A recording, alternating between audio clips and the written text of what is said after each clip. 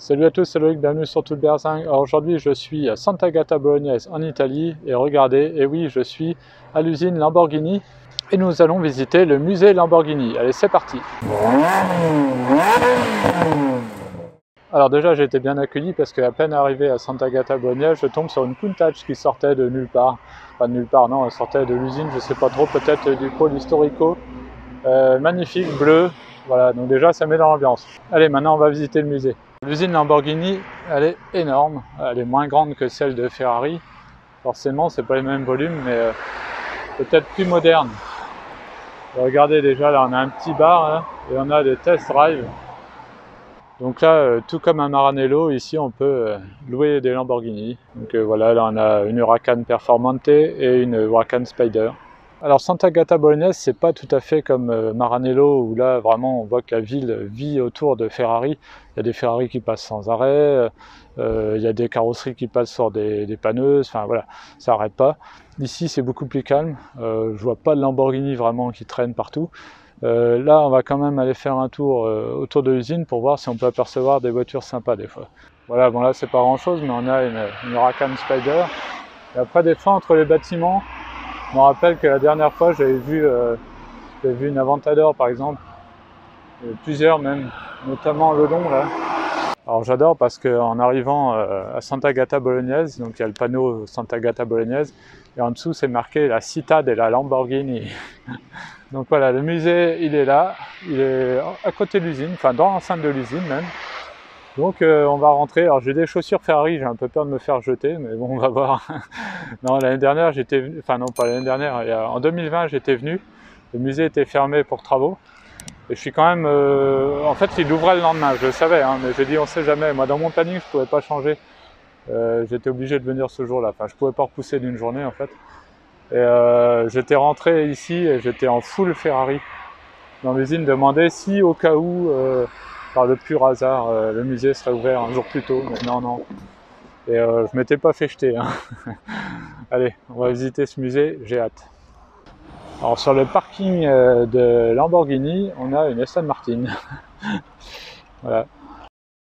Alors déjà à l'entrée du musée, on a une Huracan là, en LP 642, donc c'est une 2 roues motrices. C'est la Technica même, voilà, la Technica. Donc on est déjà bien accueillis. Enfin, je crois que c'est la première fois que j'en vois une Technica d'ailleurs. Hein. Allez, on commence ici avec l'unique Miura Spider. On n'a eu qu'une, voilà, Miura Roadster. Alors qu'une, non, en fait c'est un peu plus compliqué que ça. Mais voilà, là c'est la vraie, donc avec la peinture pailletée.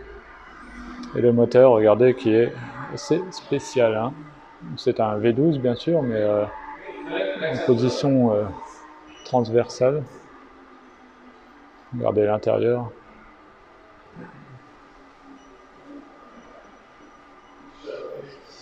Donc ouais, déjà on commence avec du lourd. Hein. Ensuite ici nous avons une Miura standard. Hein. Donc une des premières voitures de Lamborghini avec le V12 en position centrale arrière.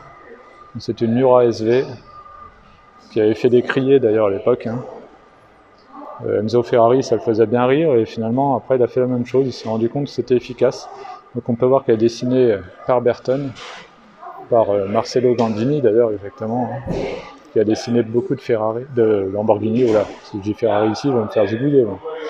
Donc moteur V12, 370 chevaux, et là on est dans les années 1969-1971. Et la vitesse de pointe de cette voiture c'est 280 km/h, et à cette époque, eh bien, c'était la voiture la plus rapide du monde. Alors après nous avons une Espada. Donc Espada c'est un grand coupé 4 places.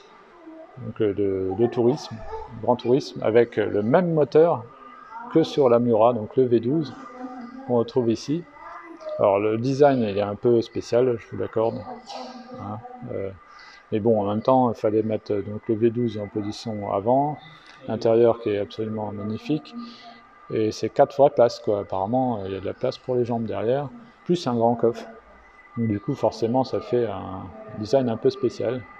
Mais bon voilà, ça reste une vraie Lamborghini avec un V12, donc voilà, c'est du lourd quand même. Alors l'Espada a été produite de 1968 à 1978, et le moteur donc fait entre 325 et 350 chevaux, donc c'est pas ridicule du tout. Vitesse maxi 250 km/h. Ensuite ici nous avons une 350 GT, donc c'est la première Lamborghini de l'histoire, la première voiture Lamborghini en tout cas, puisque Lamborghini a commencé évidemment avec les tracteurs. Et donc la petite histoire, c'est que Ferruccio Lamborghini était client de chez Ferrari, il n'était pas content de ses voitures, je résume. Et du coup, il a été s'en plaindre à Enzo qui lui a dit c'est pas que mes voitures sont mauvaises, c'est que tu sais pas t'en servir, va continuer à conduire tes tracteurs.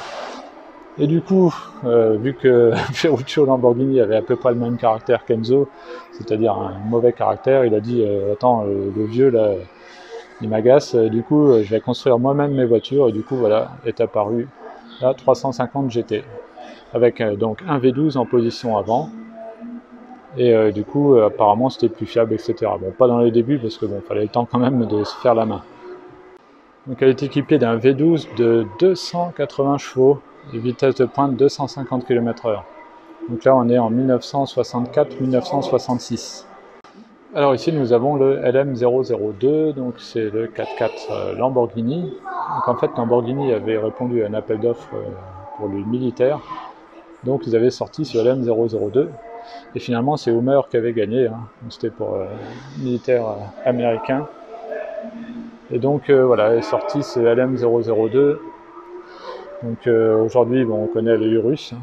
Et voilà, ça avait commencé déjà à cette époque. Donc aujourd'hui c'est un 4x4 vraiment de luxe, hein, équipé d'un gros moteur, hein, donc, qui est à l'avant bien sûr. Après, bah, voilà, comme dans tous ces gros genres de 4x4, en fait, il y a beaucoup d'espace à l'intérieur, et pas tant que ça pour les gens, parce qu'on a un arbre de transmission qui est énorme au milieu. Donc c'est une voiture qui pèse certainement très très lourd. Au niveau des moteurs, donc on a un V12 qui fait quand même entre 420 et 440 chevaux suivant les versions.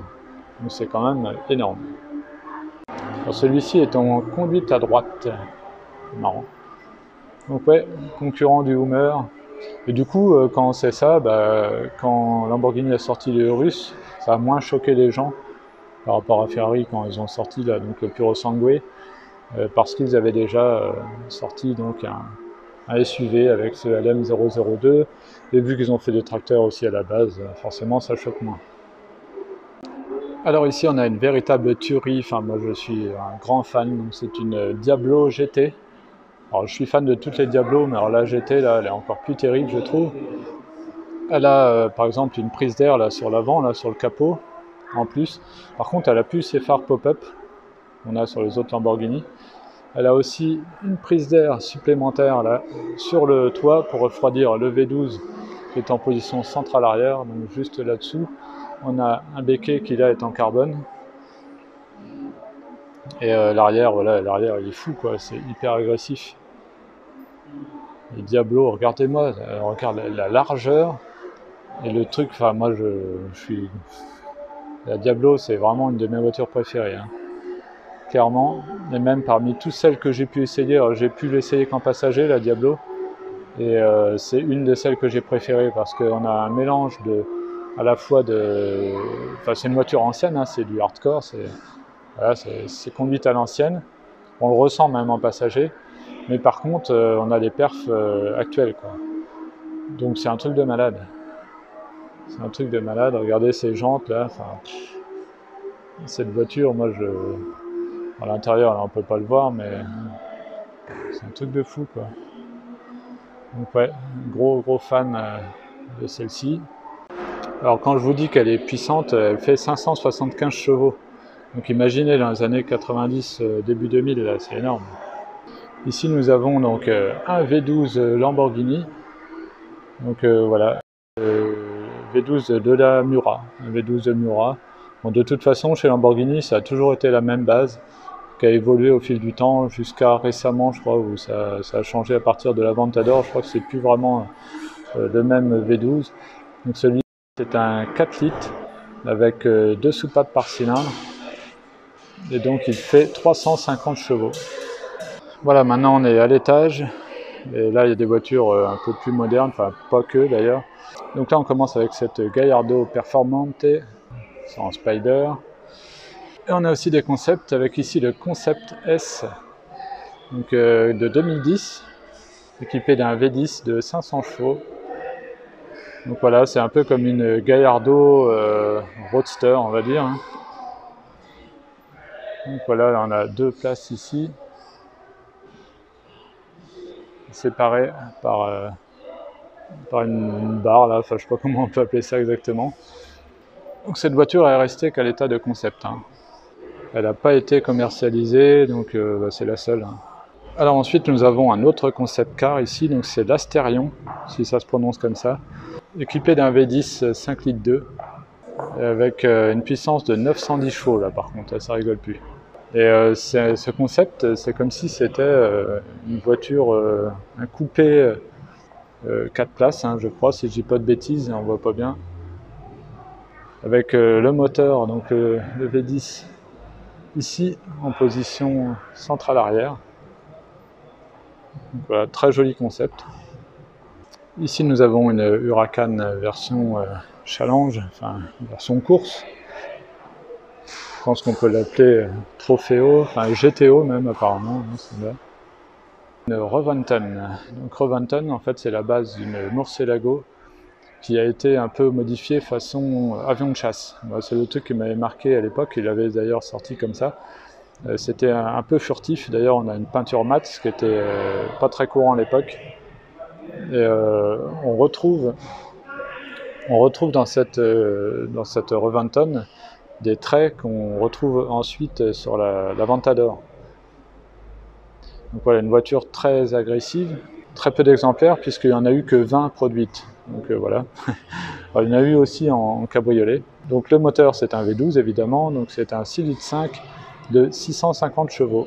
Et donc elle est de 2007. À côté nous avons la Sesto Elemento. Alors ça c'est un truc de fou. Alors ils en ont vendu celle-ci très peu. Donc 20 exemplaires seulement pour cette Sesto Elemento. Donc c'est sur la base d'une Gallardo qui a été modifiée pour la rendre beaucoup plus hardcore. Donc là on a un V10 5 litres 2 de 570 chevaux. La voiture est de 2010. Et voilà, regardez, elle est vraiment très très méchante celle-ci, donc avec une peinture mate comme ça. Je crois qu'elles sont toutes sorties dans le même config. Donc les spoilers avant qui ont été revus, là on a des prises d'air qui ont été rajoutées avec des touches de rouge. L'intérieur est incroyable aussi, donc avec des sièges baquets rouges. Le volant complètement modifié là aussi. Et la voiture, tout est en carbone, là, on peut voir. En fait, c'est pas du mat finalement, c'est tout du carbone. L'arrière comme ça, c'est... Voilà, on peut voir que tout a été vraiment bien modifié, c'est très impressionnant, regardez ça. Et je crois que c'est la première fois que j'en vois une, j'en ai jamais vu de Sesto Elemento. Pourtant je fais beaucoup de rassemblements, mais c'est une voiture qui est vraiment hyper rare. 20 exemplaires, donc bon, faut tomber dessus. Et regardez, en fait il n'y a quasiment pas de tableau de bord. Ça doit être pour alléger la voiture au maximum, mais c'est trop bizarre.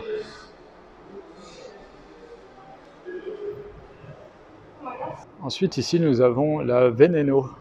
Alors, la Veneno, voilà, j'avais mise dans mon classement parmi les voitures les plus moches du monde. Ça avait fait beaucoup parler à l'époque quand j'avais fait cette vidéo, mais j'ai un peu de mal avec cette voiture-là. Voilà, je sais pas, je trouve que niveau proportion, il y a un souci. Je trouve qu'elle est beaucoup trop torturée en fait. Enfin, je sais pas, j'ai du mal. Voilà. Après, je dis pas, elle est impressionnante et tout. C'est vrai que j'imagine qu'on a ça dans le rétro, ça fait peur.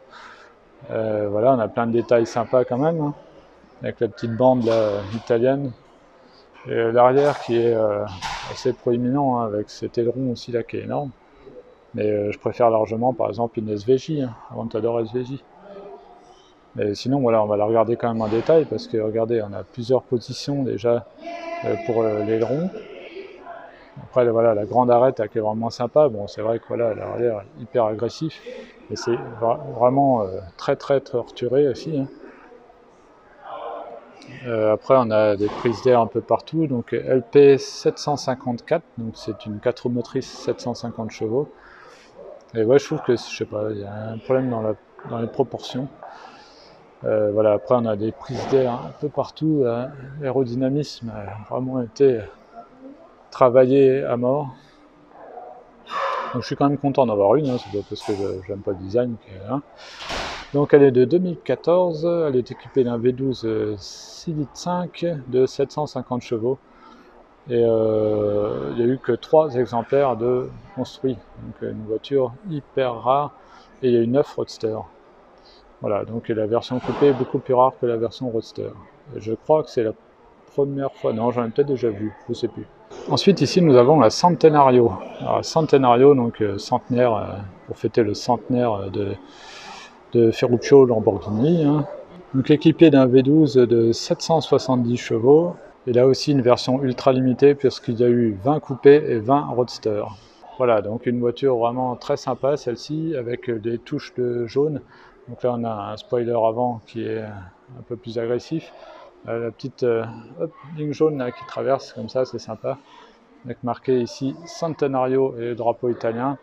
Intérieur, beaucoup de Alcantara et des touches de jaune également. On peut voir que toute la carrosserie elle est en fibre de carbone entièrement. Donc là voilà, 770 chevaux, 4 roues motrices. Bon, le design là pareil, il faut aimer. On a le V10 qui est visible ici. Voilà, enfin, ouais, c'est une voiture très rare et pareil, je suis pas sûr d'en avoir déjà vu là. Alors ensuite ici nous avons une Sian. Alors la Sian, j'en ai vu une en début de semaine à Port-Rentruy chez Affolter en Suisse. Et voilà, là on en retrouve une ici. Alors une voiture pourtant hyper rare, hein, donc équipée d'un V12 de 819 chevaux. Donc c'est une hybride. Hein. Donc voilà, accumulé on arrive à 819 chevaux. 63 exemplaires seulement. Et donc là j'en vois 2 en une semaine. Truc de fou. Voilà. Donc on est sur la base d'une Aventador qui est modifiée. Donc bah voilà, après que vous dire de plus, voilà, on a une couleur un peu vert mat, très sympa. Et je vais vous montrer quelques détails que j'aime beaucoup. Bon déjà on a l'avant là qui rappelle un petit peu les Countach au niveau de la prise d'air, un peu comme d'ailleurs sur la nouvelle Countach. On a les jantes en or, donc évidemment beaucoup de carbone, hein, comme dans toutes les voitures modernes. Un petit détail que j'adore, c'est le Lamborghini ici là sur le rétroviseur. C'est pas grand chose, mais je trouve que ça tue. L'intérieur est très sympa, puisqu'on a du cuir, de l'Alcantara, plein de boutons au milieu, du carbone, etc. Le petit drapeau italien ici, le V12 qui est caché là derrière, un petit 63 ici. Et ouais, regardez, c'est magnifique ça. Là pour le coup c'est beau. On a regardé le design aussi des feux là. Tout est en carbone et puis enfin voilà, c'est super sympa. On a les 2 sorties d'échappement ici. On dirait comme des pare-chocs. Enfin, c'est une voiture de dingue. Countach, dessinée par Burton et en version toute blanche, magnifique. C'est une full white. Ah, Countach, c'est un truc de fou. Hein. Même l'intérieur, très très belle.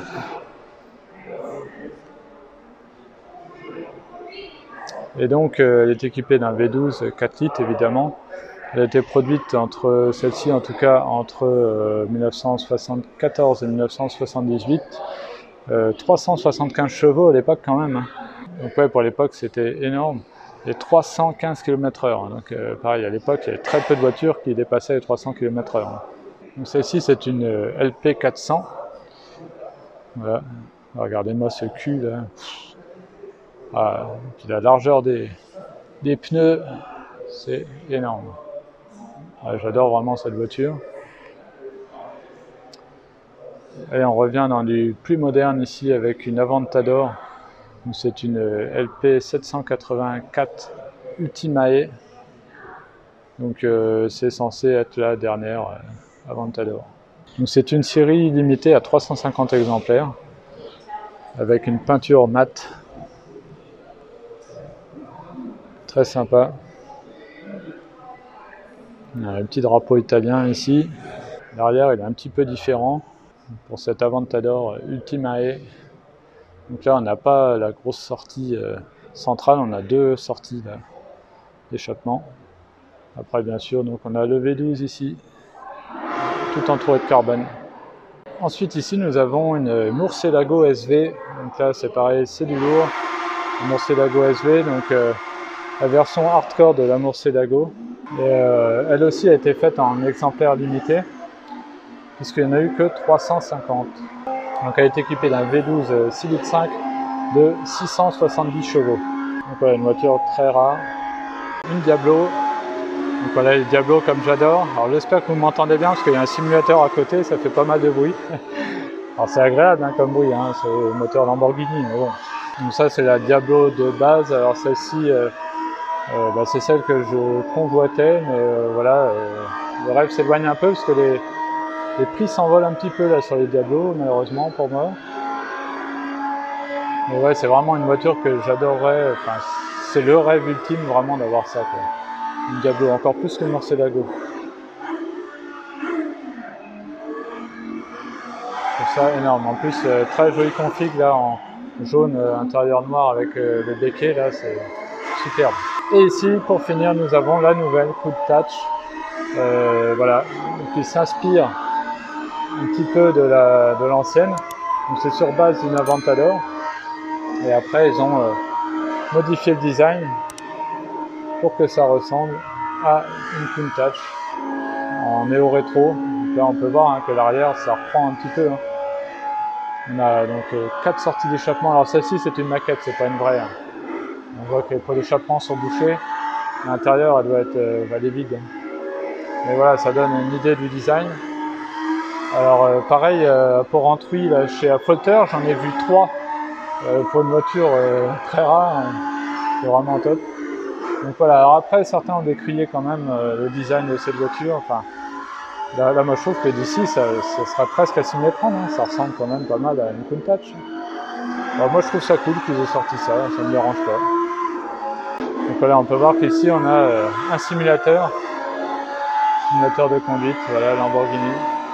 Ici nous avons 2 moteurs avec la boîte. C'est assez impressionnant, celui-là est plus petit. 3, 4, 5, celui-là c'est un V10. Donc un V10 Lamborghini et ici un V12 énorme. Bon bien voilà pour cette visite du musée Lamborghini ici à Sant'Agata Bolognese en Italie, juste à côté de l'usine. Donc c'était vraiment intéressant parce que j'ai vu pas mal de modèles qu'on voit jamais ou que même j'avais jamais vu. Donc ça c'est vraiment top. Il n'y a pas énormément de voitures, en même temps c'est que 15 € l'entrée, donc bon ça va, c'est pas non plus la mort. Et surtout voilà, on est dans l'usine, des voitures vraiment exceptionnelles. Donc voilà, en tout cas j'espère que cette vidéo vous a plu, merci de l'avoir regardé. Si vous avez aimé, n'hésitez pas à mettre un pouce bleu, n'hésitez pas aussi à vous abonner et activer la petite cloche, comme ça vous serez au courant dès que je mets une nouvelle vidéo. On se retrouve à très bientôt sur Tout Berzing, allez salut!